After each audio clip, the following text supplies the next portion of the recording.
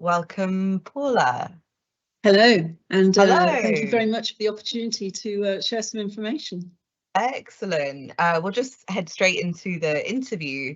Our first question is kind of an introductory question. So that our young people listening can get to know you, please could you tell us about your career journey and your current role, please? Okay, so maybe to start, I'll mention just a few things about the company that I work for, Toyota. So the Toyota company that I work for is all about customer care in the UK, sales and marketing for Toyota and Lexus products and services. And we are transforming our company to become a mobility company. So to evolve and reflect the changing needs of consumers by bringing new models to market, providing different ways of owning or using a vehicle, ensuring that we provide the best of customer engagement and ownership experiences, and to attract more consumers to our brands. We're doing this by developing our digital data and analytics capabilities. And so in the UK, we have Toyota Financial Services, Toyota Insurance, and Toyota Connected Vehicle companies. And for those of you thinking about manufacturing, then we have operations in Derbyshire and Deeside. So how did I get here? Well, I went through sixth form, and then I went on to do a BA in Modern Languages and Politics in Sheffield, actually. The apprentice framework was not as extensive as it is nowadays. Otherwise, I would definitely have considered that, I have to say. I chose my degree course because I was interested in the subjects and I wanted to stretch myself, and not because I had a particular job or career in mind at the time. After uni, I managed to get a job in sort of a post-grad management development role with a car rental company, actually. And I wasn't seeking them out at all, or the business. But it looked like a really interesting role and an opportunity to develop and learn more. So it appealed to me. Honestly, it also provided a company car, so that was a big advantage, I have to say. I then worked in a car dealership, actually. So I moved from rental into a car dealership. And then I joined Toyota GB decades ago, has to be said. And so I guess you could say that the automotive industry got into my blood relatively early. And I've had some fantastic opportunities to work across the business in many disciplines with our retailers, with our European head office, and also on some projects that have originated in Japan as well. So my current role is relatively new. The position was formed in 2016. And it's with a view to tackling the many challenges that we see for the automotive industry. Our mission is to work with all Toyota and Lexus retailers and our partners to accelerate change, transform and improve the customer experience.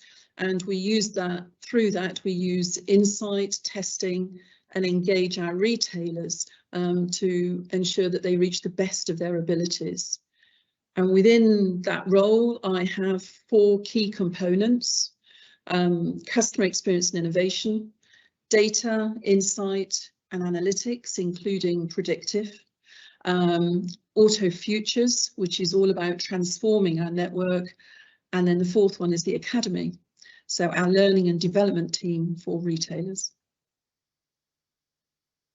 Brilliant. Thank you, Paula, for giving an overview, and really interesting to hear that you did a Modern Languages and Politics degree and then worked for a rental company and how you've sort of progressed.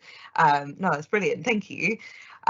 In our next question, so in 2019, you won the Inspiring Automotive Woman of the Year award. Can you tell us about your work with the Automotive 30 Club and why it's important? That was a great award and recognition, actually, and a good night as well. So Toyota is a founding member of the Automotive 30% Club. We are enormously proud to be a part of this.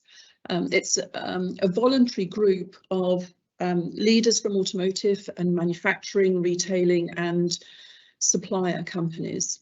And the purpose we have is working with the founder, Julia Muir, to achieve a better gender balance within the industry and to extend our appeal and to ensure we have a broader profile of people attracted to our industry. And within that 30% club sort of note, the aim is to have 30% of key leadership positions filled by women by 2030. And so the work that Toyota has done on this is to understand how people outside of the industry and our company regard us, and to plan for the changing types of people and skills that we will need moving forward as our business evolves. And so we have developed with our people what we call a collective ambition, which is to be famous for customer experience, transform to be a mobility company, and to go beyond all expectations. And if we're to do this, if we're to have a hope of doing this, we need an engaged and passionate team. And to achieve that, we need to ensure that we are attracting the best of people from the widest of pools. So I guess you could say that the focus at Toyota in the UK is about providing the opportunity for each person to be the best that they can be and to create the right environment for everyone to be able to succeed. And as part of the 30% club, we meet with other businesses to share ideas and best practice, and also work with our retailers who are also members of the 30% club. And I guess selfishly, we are keen to ensure that the best of people work with Toyota and Lexus companies. And therefore we put together attractive roles and packages and offer great opportunities to develop, grow, and hopefully remain motivated and excited about whichever Toyota company they're a part of. And as part of that, we are trying to ensure that we have no unconscious bias in the way that we look for people and are attracting people. And therefore we try and ensure that we aim for everyone to be at their best and also their true self at work. That's brilliant. Yeah, no, thank you so much for telling us about that. And any sort of initiative that looks at diversifying a workforce is fantastic. And that, what a brilliant aim to have 2030, 30% of all leadership positions. Brilliant. Amazing. Thank you. Our third question. So when people think about a career in the automotive industry, the first job that might come to mind would probably be engineer. Can you tell us about other roles within the industry that we might not think about? Yes, there are loads, and actually it's a really great point. And to be fair, to the engineering roles that are existing across the industry and the Toyota organisation, these are hugely rewarding roles. And without those fantastic developments and innovation, we wouldn't see the great products that we have on the road today. Having said that, I'm no engineer. The opportunities for a career in the automotive industry are vast, and I guess I am a beneficiary of that. And actually we need a huge range of people with differing skills and expertise. Just, I guess, a really simple set of examples. There are great opportunities in customer care, marketing, sales, IT, data, product planning, finance, vehicle maintenance, training, people management, digital, PR, legal. I could go on, and I often do. And I guess also thinking about that, I think I mentioned earlier, my current role is relatively new, and that's because we are an evolving industry and we've recognised that we need to bring new skills to face the challenges and the opportunities that we have in the company and in the industry as a whole.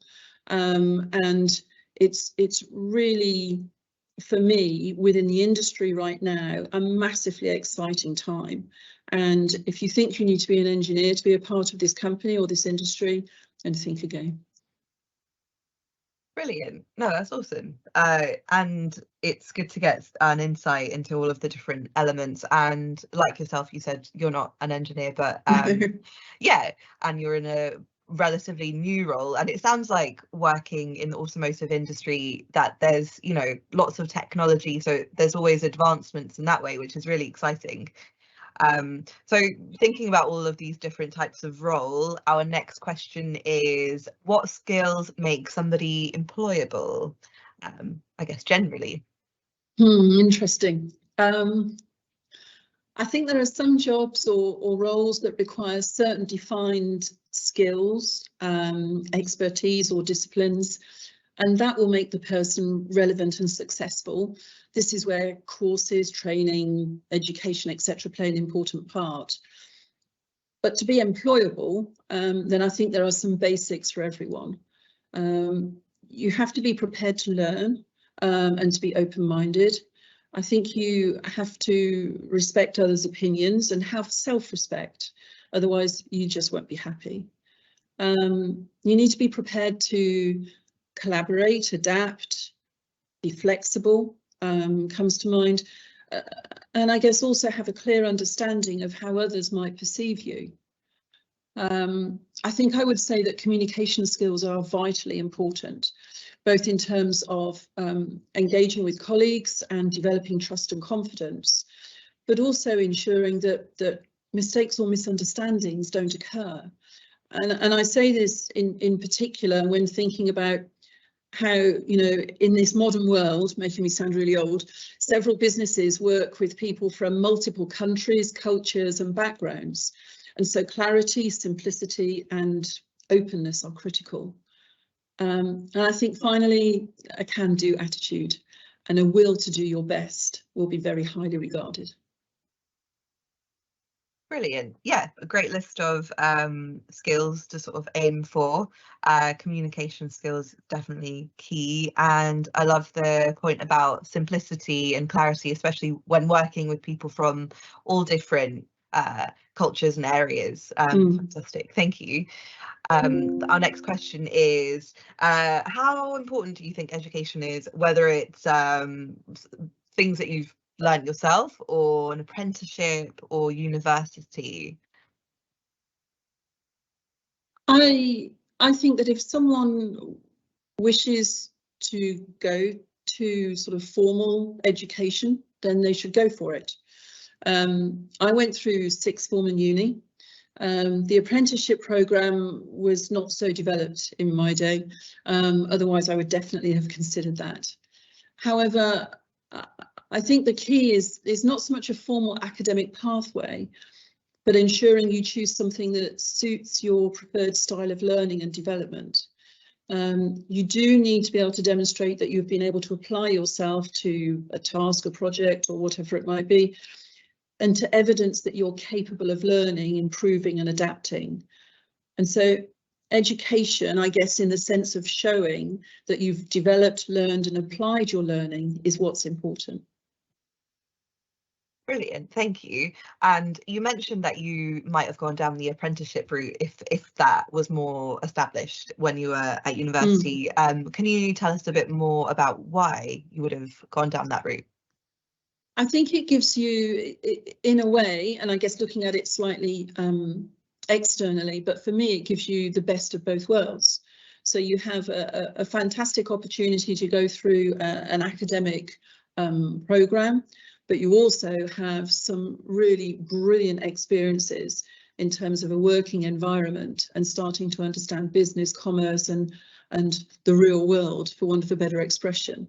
And actually, within my team, we have been at the forefront of piloting and bringing to reality some really great degree apprenticeship roles. So we have a couple of guys working on advanced analytics and business engineering, data engineering, not vehicle engineering, and that's proving to be really great, not just for the people that have joined us, the students that have joined us or the apprentices, but also for us as a company. We're really benefiting from that.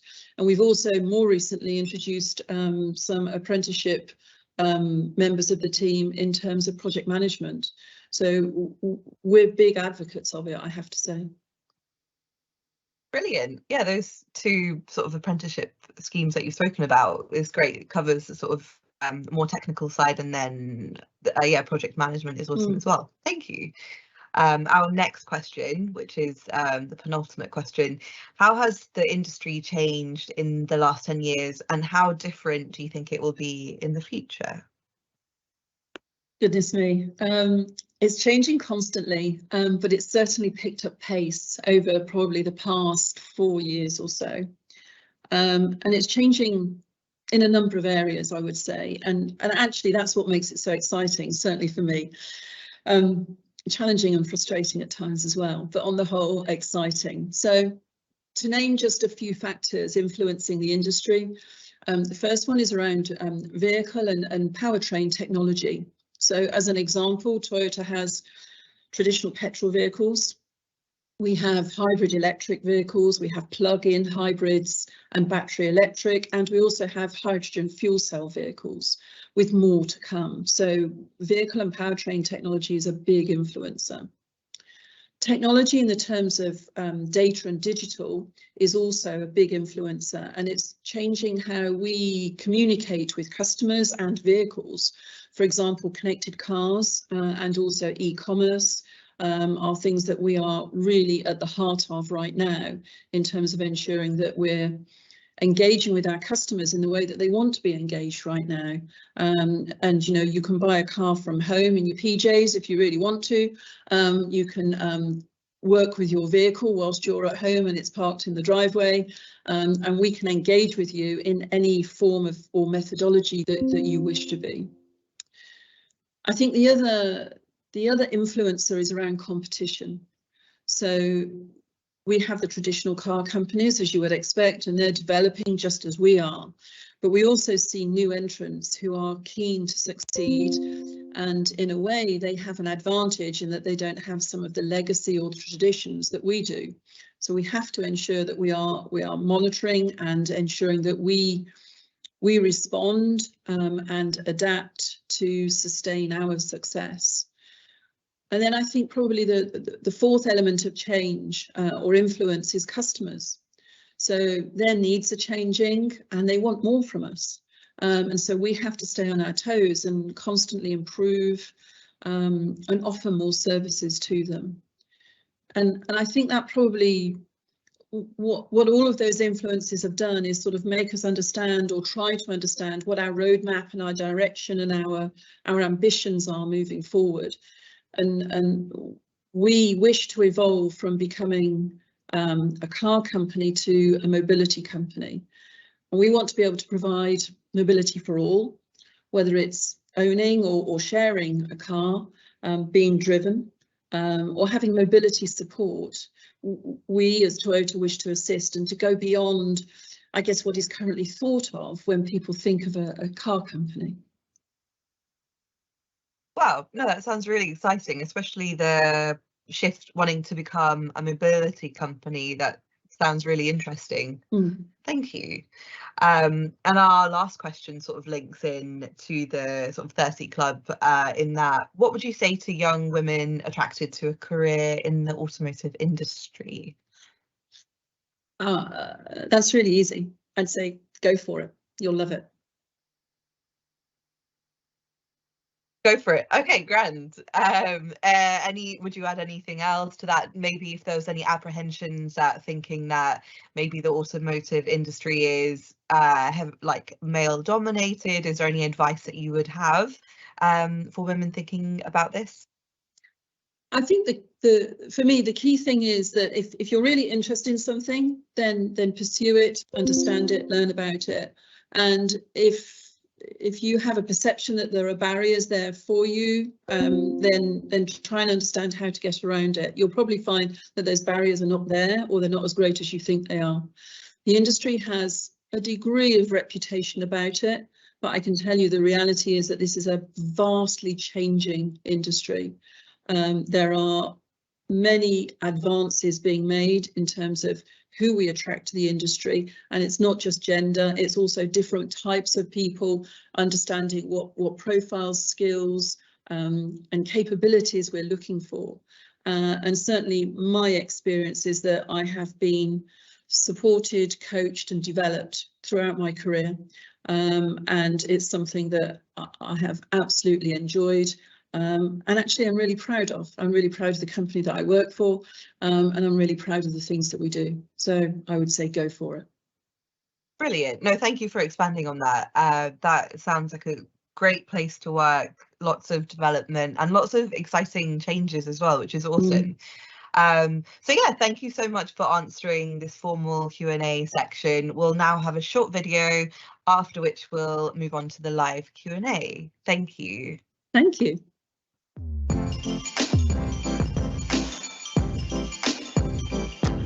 Regardless of whether you're a petrol head or into cars, there's plenty of opportunities at Toyota. My name's Beth, I'm an after sales performance manager at Toyota. So I work out in the field with some of our network partners. A typical week I might work from home one day, I might be at a conference, I might be meeting up with the regional team to bounce some ideas off each other. I'm Andres and I work in the corporate planning team. So we're in charge of corporate governance and the planning and strategy element of Toyota in Great Britain. And we're also part of localizing what we do and feeding it back into the wider pan-European strategy. My name's Hannah and I work for the Workplace Experience team. Part of my role is to make people feel welcome and support them with their journey in work. My name is Siraj. I am a after-sales performance manager in Toyota GB. I currently look after the C2 zone, which is predominantly London, and a couple dealers down by the South Coast. And everyone is supportive, collaborative, welcome, friendly. I'd say I've grown up here really. The jobs I did before were not anything like I'm doing now. I couldn't even compare them, but I wouldn't change it.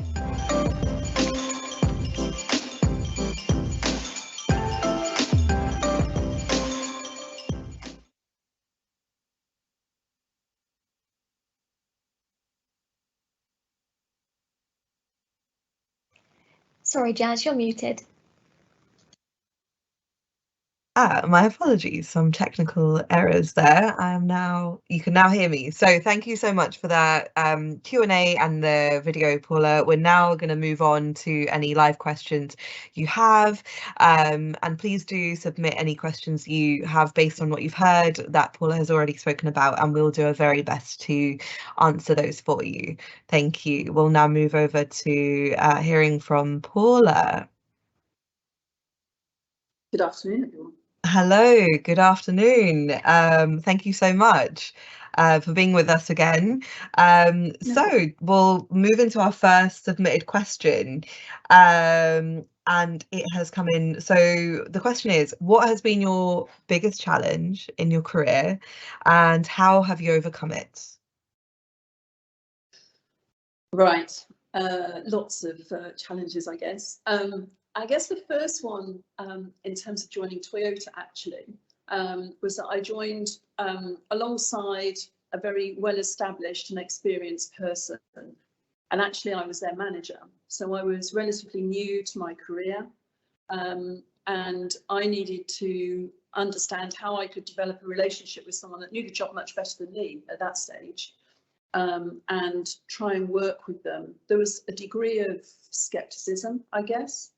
And so I had to demonstrate that I was prepared to work hard, to learn from them, and develop a relationship that allowed me to manage and demonstrate my skills and capabilities whilst also learning about the job. And so I would say patience, perseverance, and maintaining consistency of my relationship with them was certainly what I think was useful and helpful, but I think probably perhaps more importantly, humility, not being afraid to ask a question or learn.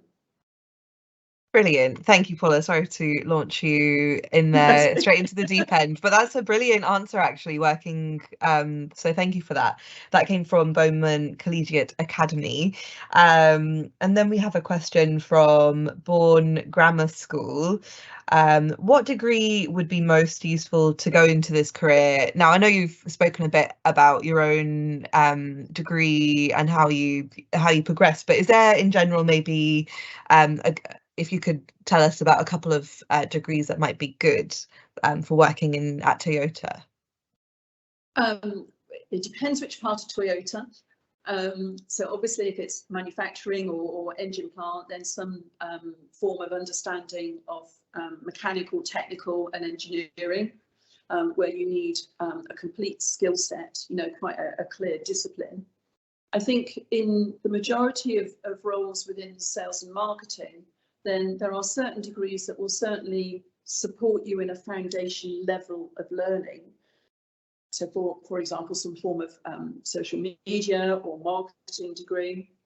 But actually, having a degree in our business is more about demonstrating that you're capable of learning, of applying yourself, of identifying a problem or a situation, assessing it, and coming up with recommendations or actions or improvements. So I would say there is no one single answer. There's no silver bullet to it. My only personal recommendation would be do the degree that you're really interested in. Brilliant. That's awesome and good to know. And like you say, Toyota is such a big and varied organisation that you could almost study potentially anything, but yeah, first go with your passion, which is lovely. Our next question is, do you have to love cars to go into this industry? And what is it that attracted you initially to working at Toyota? You really don't have to love cars to be in this industry. However, I would say that you would probably grow to love them because you get to see some fantastic product. You get to understand everything that the vehicles can do for you and your life and your independence. But you don't have to be a petrol head in order to work in the industry at all. There are instances where it will help, as I just sort of mentioned, and in the UK for Toyota and Lexus, then actually we have a factory, we have an engine plant where it is really useful if you sort of get cars, but also we have a finance company, we have an insurance company, a fleet company, a mobility company. My company is sales and marketing, and so you could be in a role where you are a product owner or you are responsible for a process or an operation or supply planning, and therefore you don't need to love cars, but you do need to love what you're doing and you need to love everything about it. Brilliant, thank you for that. Another question, slightly different, but on the back of that, what are some of the coolest technological innovations that you've seen whilst being at Toyota? I'm really lucky because I've been to Japan a few times, and so you tend to see the early developments, not just of vehicles, but also in terms of other developments. So I've seen a trumpet playing robot. I've seen healthcare robots that can bring support to people that have less mobility. I've seen much more highly advanced and developed wheelchair developments, autonomous cars, and also we have Toyota is responsible for one of the big moon buggies that are up there, and also we currently have a solar powered hydrogen Voyager boat traversing the oceans, understanding what more we can do to improve the environment and climate change. So there are all sorts of really fantastic developments and innovations that you'll experience. That is really brilliant. I didn't realise, we're reaching into the skies and into the sea, going everywhere. It's amazing. Incredible. Our next question is, who inspires you? Oh, that's a really interesting one, actually. I don't think I would name anyone in particular because there are so many people, famous and normal people, that have inspired me. So it would sort of upset a few if I didn't mention them all. But I think that the key thing is the people that inspire me are the ones that have great integrity and they're open-minded, they work hard, they have a really strong self-awareness. So they know their strengths and their weaknesses or development areas. And also, I think, people that really care for the well-being of others. Brilliant. Thank you for that. Our next question is, you mentioned you studied modern languages at university. Do you use the things you've learned from this course in your working life?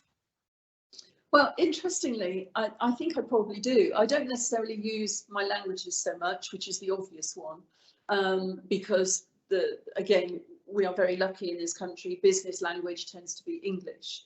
But what I have really found a benefit from in my studies is being able to interpret quite literally the written word and understand what people are really trying to say or what they're really trying to get from you. So being able to understand what people are saying from their perspective.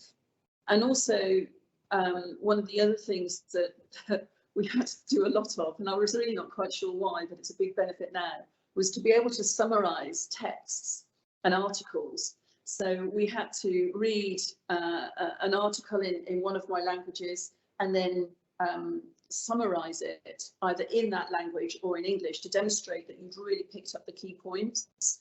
And believe me, that is something that is massively valuable when you're looking at business projects, business propositions, recommendations and discussions, to be able to condense that into something that makes complete sense to one of the senior executives without having to take 2 days out of their life. That's something that I really do value, although I never thought I would at the time.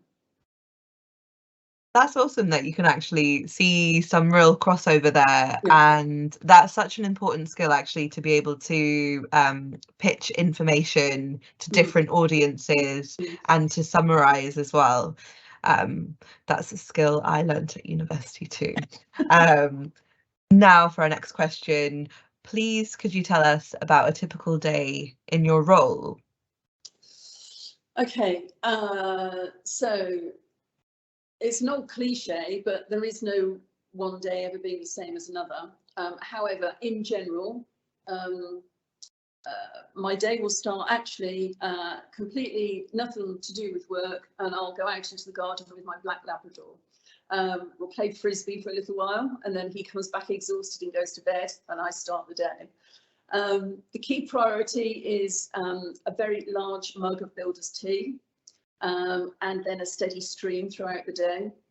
I'm usually making a few calls in the car on the way in, just hands-free, of course, just to check in on something that might be topical or urgent that's arisen. And then the day, I guess, is spent making sure that where we are with a particular project or innovation is on track, and having appropriate conversations or discussions about that. Checking out what else is new, what other innovations are going on in the industry and also in other parts of business, in commerce or retailing, to understand where we might be missing something. I read a lot of our generated data and insight to understand what's important to customers and what they're telling us. So where we're doing something really well, take advantage of that and do it bigger and better. And where we're doing something that's not so well, then understand how we need to change it and try and make sure we're doing that fast. So looking into data and insight is really quite important to be able to make decisions for the future. And then I guess the other side of things is just looking at our general performance in terms of our academy. So making sure that we are really providing the best of services and learning to our retailer network, And then quite often meetings with some of our retailer teams for them to tell us what's happening at the coalface, to be able to tell us what customers are saying in the showroom, what they're saying to them and how they feel about both our vehicles, but also the services and the experiences that we provide. And it goes on from there. Amazing. The start of your day sounds brilliant with your dog. And then so you're speaking, there's a lot of communication, gathering information, making decisions. Brilliant. Our next question is from Broadstairs College, slightly different. So the person who's asked this question feels that automotive brands are usually geared more towards like men. Can you perhaps speak to that and tell us if you think this is changing or just where we're at in terms of branding and marketing in the industry? I think it's a really good question, and something actually that we're really conscious of, and something that we've made a very clear step change in, both in terms of not just our brands and our marketing, because we will position that for the sort of the audience that we think is interested in a particular model, but also in the way that we try and understand what's important to our people. So we are founding members, I think I mentioned earlier, I think we are founding members of the Automotive 30% Club, which means that we have a very clear commitment to ensure that we are working towards having 30% of our senior leadership team as female by 2030. And I actually would say that we're probably on track to surpass that. So we are already at 30% for our senior managers. And that's been done, not by saying, oh, we can never recruit men or anything daft like that, but really just by making sure that we are giving everybody a fair chance to develop and learn, and also by making ourselves a much more attractive employer to a broader range of people. And for us, that's really important, not just because it's the right thing to do, but because it's the smart thing to do. Because if you are able to attract a much bigger pool of people, you're much more likely statistically to get a higher quality of people as well. So it makes real commercial sense. And we have made a number of changes in our sort of working conditions, the way that we support women in their development and progress. And we have a very structured mentoring and coaching program, not just for females, but for anybody that would like to pursue their career, develop, and also learn more skills as well. Thank you for answering that question. Yeah, that sounds like you've got so many different things going on there, lots of initiatives, and amazing about the management teams being already at that level. Amazing. So I suppose this will be our last question, and then afterwards we'll look for some closing comments from you, if that would be okay. So the last question would be, how would I stand out when I apply for a role at Toyota? How would you stand out? I think it's probably what a number of really good employers would look for, if I'm honest with you. So demonstrate that you are open-minded, and you have energy, enthusiasm. I think you need to demonstrate that you're prepared to work hard and you're motivated by challenge. And one of the big sort of philosophies within Toyota is, if we don't think we've got a problem, then we've really got a problem. Because there is always something that you can improve. There is always something that you can do better. I think it would be good to have an interest in understanding how we make customers feel, and to be able to identify challenges or issues and tell people about it if we're not doing something right for customers, whether you're directly involved or indirectly. I think alongside all of that is one of the things that we expect of everybody is to deliver to a very high standard.